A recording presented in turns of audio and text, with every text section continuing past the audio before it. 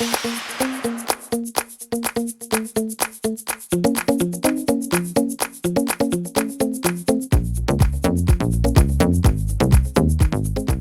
again, I'm Justin, and today on Dash and Run we're finally going to have a look at the Nikon V2 camera. Now, the V2's been out for some time on the market, so it's probably a bit late in the reviews, but I thought it would be interesting to do a review of the V2 and the V1 and compare the two of them. So first of all, what we'll do is we'll have a look at the new features on the V2 and also what's missing on the V2 that's actually on the V1. And then we'll do a second part to this video later on where we'll actually have a shootout between the two cameras. So first of all, let's have a look at what's on the V2 camera.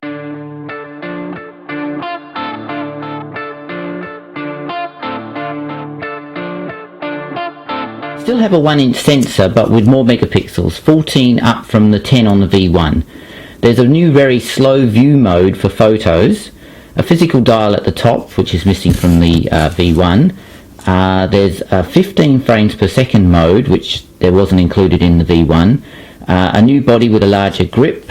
As you can see, there's no way of gripping the V1. And there's 135 AF focal points included on the V2, which the V1 only had 45 focal points. And there's now a built-in flash at the top, which is also really nice. Before you had to buy an accessory. Also, ISO is also up to 64,000 compared to the 32,000 at the V1. So that's what's new about the V1 over the V2. So what is actually missing in the V2 that the V1 has?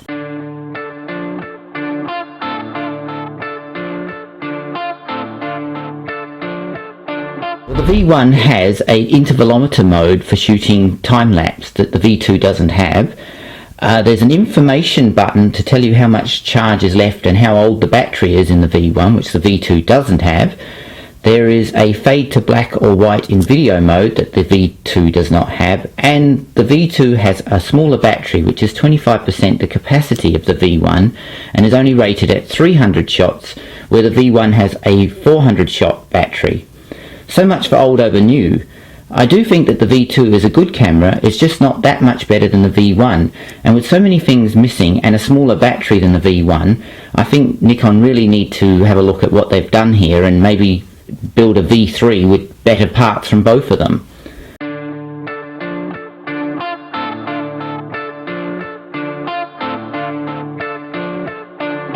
Anyway, let's have a look at some photos and video from the kit lens 10 to 35mm from the V2.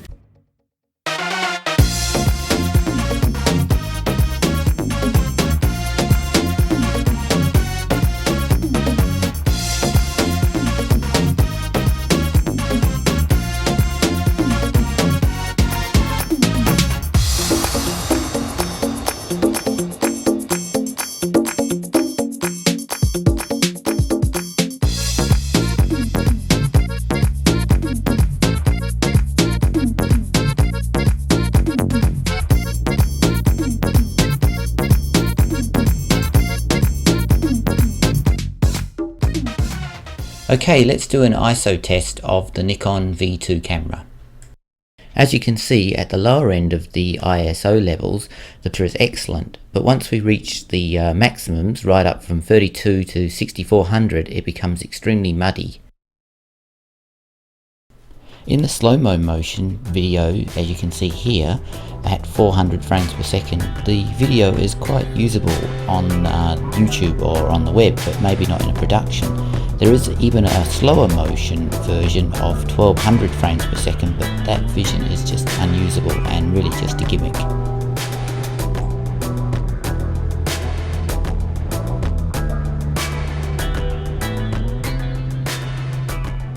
Okay, let's have a look at some of the lenses you can get for the Nikon V1 series. So the first lens that I have here, this is a 10mm lens. It's a kit lens, it's a prime lens, it's actually very good, it's quite fast. I like this lens. This is an excellent lens as a start off for your kit. You won't be unhappy with this lens, very good lens. This lens is 11 to 27.5, so it's got a bit of a zoom to it. It's not as fast as the 10mm lens that I was looking at earlier. As you can see, you've got a 3.5 to 5.6, so it's not so fast, but you have some zoom range in it. Also not a bad lens, quite good. Generally this one and this one will come with the kit. This one here is an 18.5, and basically this is like a nifty 50 or a 50mm lens on a full frame sensor. It's a very nice lens, quite fast, and also great for portrait work and taking stills of animals or whatever, scenery and that. I quite think that's quite a good lens, very well made, good lens. Next is another zoom lens. Now this one here, this is the 30 to 110mm one. Again, this is not the most fastest lens. You've got 3.5 to 5.6, but it has got the VR motor in it, so it's a little bit smoother for still images and for video work. And the lens hood is a nice addition with this particular lens. Next we've got this zoom lens here. Now this is a 10 to 100mm. It's got a lovely slider on the side for doing super zoom modes in video, and is a great lens for video. It's not the fastest of lenses, but it's definitely really good for video work.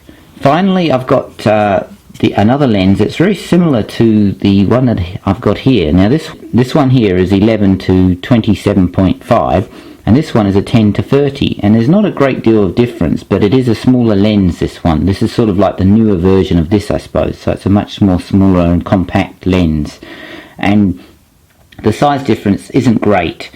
But if you get this now, you find this is a harder lens to get. This is more just the one that comes in the kit, and now this is the more standard one that you get in the kit. So this is a nice lens. There's another one, there's a 10 to 100, and that's a 4 to 5.6 f-stops.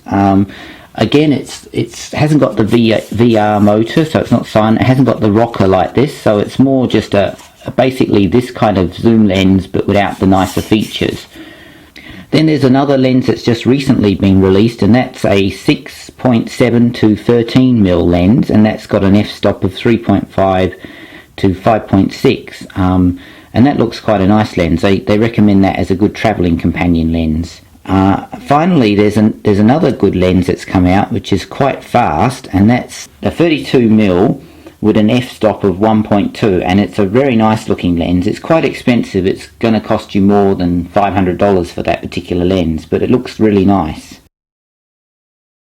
And there also is some other things you can do with the Nikon V1 series. Now you have this adapter which allows you to adapt any Nikon lens onto the V1 series, and this is a great adapter. So you can get any of the DX series lenses, and you can use this adapter, and now you can actually add those lenses to your Nikon V1 series. That's a great idea, and it really makes filming much better. And if you want to be very funny and have fun as well, if you want to do a lot of fun things, you can also get these lenses here, which are basically security camera lenses, and they're very small, and you can get an adapter, and this adapter will allow it to fit on the V1. They're quite good for what they are. They're quite fast, and you can manually adjust. You don't have all the automatic controls over them, but they are really good. Well, now we come to the actual shootout of the Nikon V1 versus the V2. And as you can see, there is a definite discrepancy in the amount of kilobytes per second that each camera produces when they make a video. The V2 only uses around the 21,000 kilobytes, where the V1 seems to generate around 24,000. Anyway, I will let you make your own mind up from the videos of the two cameras.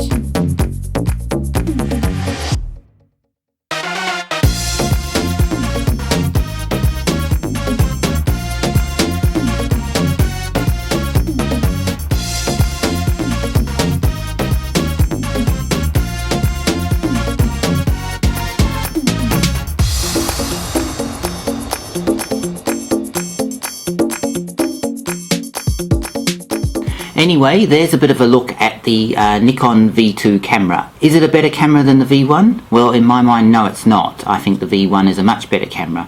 But I'll leave that up to you after watching the video, and you can make your own choice. But as always, thanks for watching, and please subscribe to my channel.